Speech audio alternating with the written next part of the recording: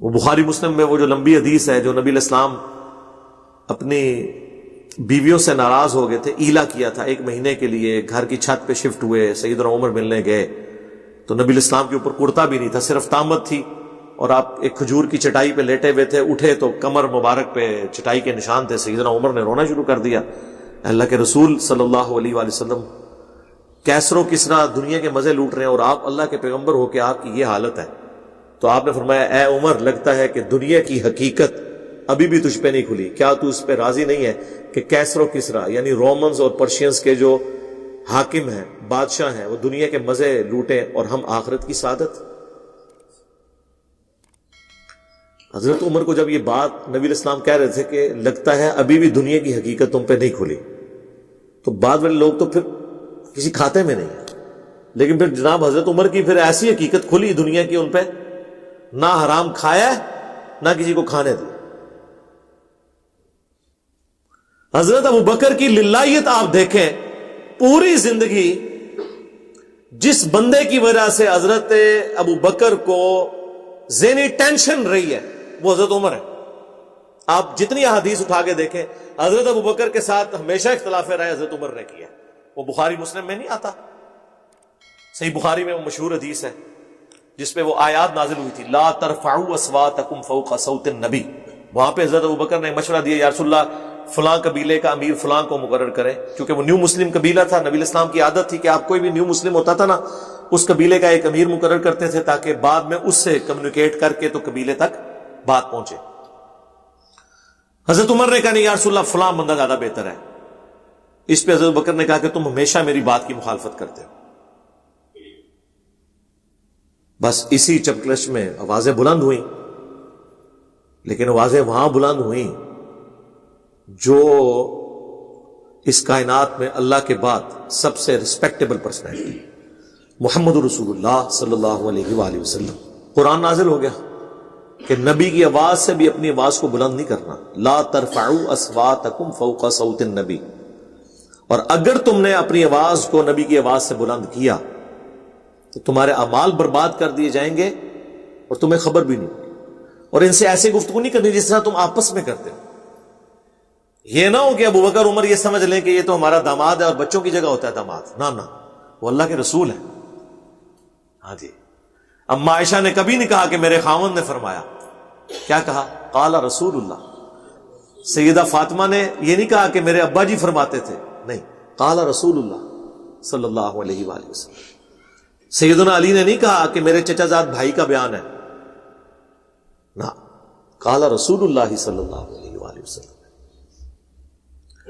بخاری کے الفاظ ہیں، عبداللہ ابن زبیر کہتے ہیں کہ جب یہ آیات نازل ہوئیں تو حضرت عمر حضور سے اتنی آہستہ آواز میں گفتگو کرتے تھے کہ حضور کو سنائی نہیں دیتی تھی۔ آپ کہتے تھے عمر تھوڑا اونچا بولو، مجھے آواز نہیں آ رہی، اتنا ڈر گئے۔ پھر اللہ نے ساتھ ہی ڈگری دے دی، ان الذین یغضون اصواتهم عند رسول اللہ، بے شک جو لوگ اپنی آوازوں کو دھیما رکھتے ہیں اللہ کے نبی کے حضور، وہی لوگ ہیں جن کے دلوں کو اللہ نے تقوی کے لیے چن لیا ہے، ان کے لیے مغفرت ہے، اجر عظیم ہے۔ یہ وہ آیات ہیں جو روزہ شریف پہ آج بھی لکھی ہیں، بلکہ ابھی یہ جو سعودی حکومت نے دوبارہ رینوویٹ کروایا نا، یہ ساری آیات نا روزہ شریف کی جالیوں کے اوپر انہوں نے ساری ترتیب سے لکھ دی کہ قبر رسول پہ بھی کوئی شخص اپنی آواز کو بلند نہیں کرے گا۔ تو وہ بات کہاں سے کہاں شروع ہوئی تھی؟ نبی علیہ السلام کی یہ رسپیکٹ ہے۔ تو میں وہ بات اس سے شروع کی تھی کہ اتنا کنفلکٹ اپنے دور خلافت میں بھی حضرت عمر ہر جگہ حضرت بکر کے ساتھ اختلاف رائے رکھتے تھے، خالد ابن ولید کے مسئلے پہ بھی کہ یہ اپنی مرضی کرتا ہے، خلیفہ کو نہیں پوچھتا، اور پھر کہتے تھے کہ اگر میں آپ کی جگہ ہوا نا سب سے پہلے میں اس کو ہٹاؤں گا، چھوڑوں گا نہیں، پھر ہٹا بھی دیا۔ اور دوسری طرف حضرت ابوبکر کیا کہتے تھے کہ ماؤں نے کوئی شیر پیدا ہی نہیں کیا جو خالد بن ولید جیسا ہو، وہ لاڈلے۔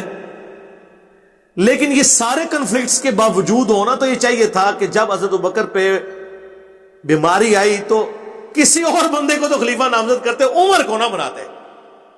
ایک بندے کو یار ایک نیگیٹو سائیکالوجی ڈیولپ ہو جاتی ہے کہ تو ہر مسئلے میرا اختلاف کیتا ہے، ہوں میری واری آئی ہے نا تو میں اپنی مرضی کا بندہ نامینیٹ کراں گا۔ سارے صحابہ سے مشورہ کیا، حضرت عمر سے نہیں کیا، اور اینڈ پہ کہا کہ میں عمر کو نامینیٹ کرتا ہوں، قبول ہے۔ پہلے تو سارے کہہ رہے جیسے ہمیں لوگ کہتے ہیں کہ جن سب کو کام دسو دین دا بڑا شوق ہے کرنے دا کام دسنے دوبارہ کال ہی نہیں آتی اے جی انگریزی ترجمہ کرنا کرو اے جی لکھنا ہے لکھو تو وہ شروع میں جوش چڑھتا ہے. جب حضرت بکر نے نامینیٹ کیا کہ یہ ہے بندہ, کیونکہ یہ مشورے سے ہوا ہے, یہ ڈکٹیٹرشپ نہیں تھی, سارے صحابہ سے اس وقت قبائل کے سردار سے ہی پوچھا جاتا تھا نا, سارے قبیلوں کے سردار جب کہہ رہے ہیں کہ عمر کو بنا دیں, یہ نہیں کہا, یہ کہا کہ آپ ہمارے خیر خواہ آپ جس کو بھی بنا دیں. جب بنایا تو پھر چیما گوئی شروع ہو گئی, کیڑا بندہ لاتا ہے ساڑھے تے, تو بڑا ڈنڈ ہے. پھر حضرت بکر نے کہا کہ ایک طرف تم کہتے ہو میں تمہارا خیر خواہ ہوں, اچھا وہ میرا خیال ہے وہ بھی سوچ رہے ہوں گے کہ عمر کو تو نہیں یہ بنائیں گے. ظاہر ہے ادھر بھی جو مشورے دیتا ہے نا بندے کو بار بار, آپ ہمارے پولیٹیشنز کو بھی دیکھ لیں, جو بندہ ان کی پالیسی سے اختلاف کرتا ہے نا سب سے پہلے اس کو پوسٹ سے ہٹاتے ہیں, جدھر موقع ملتا ہے وہ کہتے ہیں یار ان تو سائڈ تے کرنا, یہ تو جان چھوڑاؤ یار, یہ بڑے مشورے دیتا رہتا ہے منو. تو وہ ایکسپیکٹ نہیں کر رہے تھے حضرت عمر کو ہی, اور حضرت عمر سے نہیں پوچھا. حضرت عمر ناراض ہو کے آپ نے مجھ سے پوچھے بغیر نامینیٹ کر دیا ہے.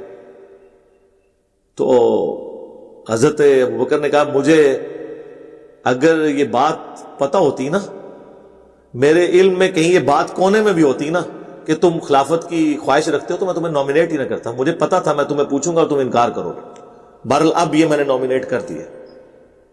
اور پہلی نصیحت کی اتق اللہ یا عمر, اے عمر اللہ سے ڈرنا. اور ڈرتے ہوئے یہ چیز ذہن میں رکھنا کہ اگر ایک بندہ بھی جنت میں جا رہا ہے تو اللہ کی رحمت سے امید رکھنا کہ وہ تم ہو, اور اگر ایک بندہ بھی جہنم میں جا رہا ہے تو یہ ڈر جانا کہ تم نہ ہو. تو یہ لوگوں میں للہیت تھی. ہم لوگ تو بس اس قسم کی باتیں ہی کرتے ہیں. تکلیفیں جن لوگوں نے اٹھائی ہیں نا جی, ان کے نام آج تک زندہ ہیں. رضی اللہ عنہ ہم انہیں کہتے ہیں, علیہ السلام کہتے ہیں.